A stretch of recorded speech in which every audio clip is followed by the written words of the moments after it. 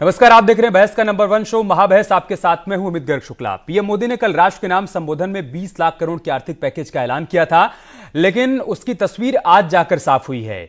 यह package corona संकट के बीच अर्थव्यवस्था को चलाने के लिए दिया गया है। इस पैकेज के जरिए गरीबों और कारोबारियों की मदद की जाएगी। सरकार ने भरोसा दिलाने की पूरी कोशिश की है और हर वर्ग को साधने का काम किया है ताकि देश संकट से उबर पाए। लेकिन विपक्ष को सरकार के इस पैकेज में कुछ भी दिखाई नहीं दे रहा है, या यूं कहें कि भरोसा ही नहीं हो रहा है कि सरकार देश की अर्थव्यवस्था को रफ्तार देने के लिए काम कर रही है। उनको आज भी भरोसा है कि सरकार वादा खिलाफी करेगी। 6 वर्ष भी होती रही, अब भी होगी, जब तक भारत आत्मनिर्भर नहीं हो जाता। उस दिशा में लगातार काम चलता रहे कि collateral free automatic loan 3 lakh crore रुपए का मध्यम, सूक्ष्म, लघु, कुटीर और गृह उद्योग को मिलेगा। इसमें किसी को अपनी ओर से कोई गारंटी, कोई कोलेटरल देने की आवश्यकता नहीं है। भारतीय जनता पार्टी जनता को टोपी पहनाने में और दिन में तारे दिखाने में माहिर है।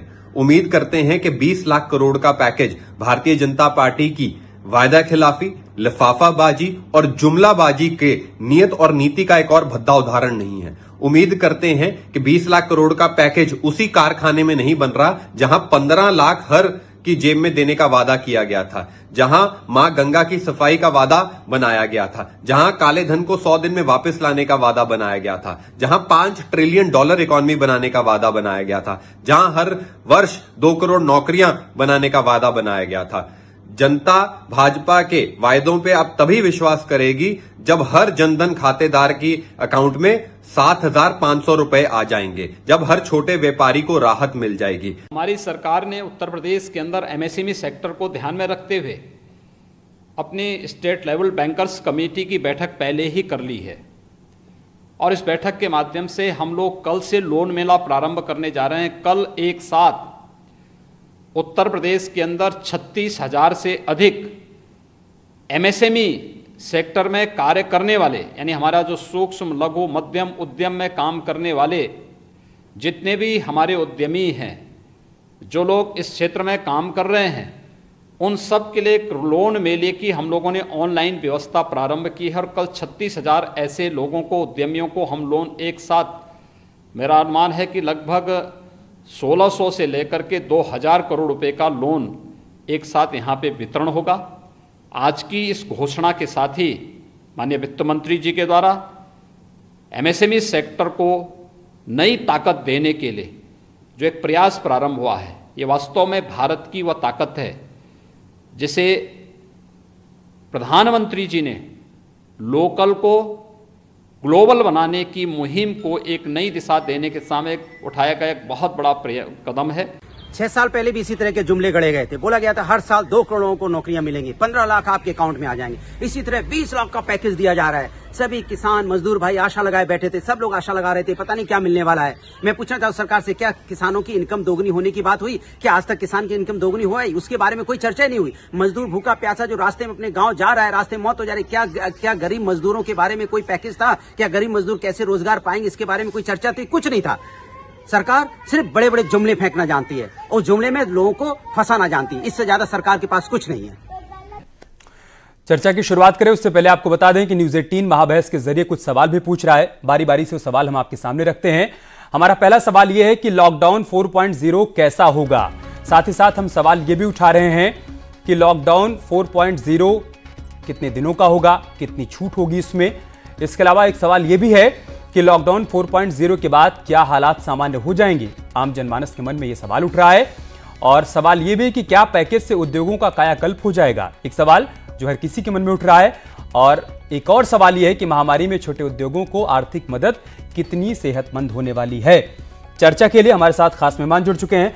मनीष शुक्ला भारतीय जनता पार्टी के प्रवक्ता हमारे साथ जुड़ चुके हैं। इसके अलावा अशोक सिंह कांग्रेस पार्टी के प्रवक्ता भी हमारे साथ जुड़ चुके हैं। रामकृपाल सिंह जी थोड़ी देर में हमारे साथ जुड़ेंगे, वरिष्ठ पत्रकार हैं। दीपक सूद भी हमारे साथ जुड़ेंगे, आप सेक्रेटरी जनरल हैं एसोचैम के। अशोक सिंह जी, मैं शुरुआत आपसे ही करूंगा। जयवीर शेरगिल का बयान सामने आया है, उनको भरोसा नहीं है, उनको लग रहा है कि सरकार वादा खिलाफी कर रही है। मेरा सवाल आपसे यही है कि इस अविश्वास का क्या कारण है, क्यों आपको ऐसा लग रहा है? उत्तर प्रदेश में एक पुरानी कहावत कही गई है कि जाकी ना फटे बिवाई वो क्या जाने पीर पर आई। चौथे लॉकडाउन की तरफ बढ़ रहे हैं। कल देश के प्रधानमंत्री को हम सब ने सुना और देश पूरी आशा से निगाह से देख रहा था। पुराने वायदे भी याद आ रहे थे। कहा था कि हवाई चप्पल पहनने वाला मुझे जहाज में दिखना चाहिए।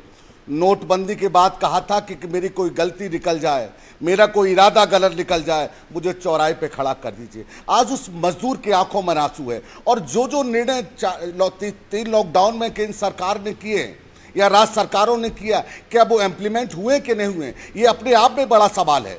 क्या ये जुमले साबित नहीं हो जाएंगे? आपने कभी कोई नीयत और रीत नहीं बताई। आपने आज जो मजदूर पैदल चल रहा है, लगातार आप देखिए लोगों की आंखों में आंसू हैं, लोग रो रहे हैं, मगर सरकार मदमस्त है। सरकार घोषणा पे, आखिर सरकार जमीनी आधार पर घोषणा क्यों नहीं हो रही है? कोई प्लान क्यों नहीं सरकार बता पा रही है? और यही कारण है कि हमारे ऊपर आरोप होते हैं कि अच्छे दिन का वादा देश के प्रधानमंत्री ने किया था। जमीनी आधार पर क्या घोषणा होनी चाहिए? आपके हिसाब से क्या प्लान होना चाहिए? नहीं, लॉकडाउन नहीं, आप मुझे बताइए, रात के 8 बजे देश के प्रधानमंत्री संबोधित करेंगे, भाइयों बहनों 1000 और 500 का नोट बंद। उसके बाद आपने मौका नहीं दिया। मैं पूरी बात कह लूं आपको, मुझे 30 सेकंड दे दीजिएगा, मैं कंप्लीट कर लूं। आपने लॉकडाउन किया, आपने कहा थाली बजाओ, देश ने थाली बजवाई। आपने कहा दिए जलाओ, सारा देश आपके साथ खड़ा था। उन मजदूरों का क्या दोष था? उन माताओं का क्या दोष था? उन बहनों का क्या दोष था? और जिन लोगों के रोजगार छिन गए उनका क्या दोष था? आपको तैयारी करनी चाहिए, आपको मौका देना चाहिए, आपको बताना चाहिए। मगर कोई बिना तैयारी के आपने लॉकडाउन कर दिया, मगर उसके बावजूद भी आपके साथ देश खड़ा हो गया।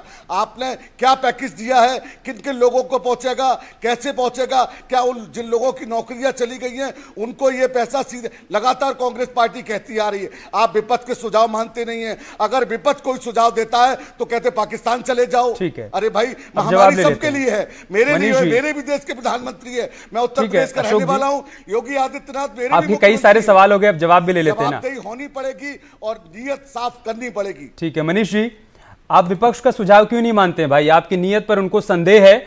उनका कहना है कि आपने जितने भी वादे किए वो पूरे नहीं किए। यही वजह है कि आज सरकार के ऊपर विश्वास नहीं हो रहा है, भरोसा नहीं हो रहा है, अविश्वास का माहौल है।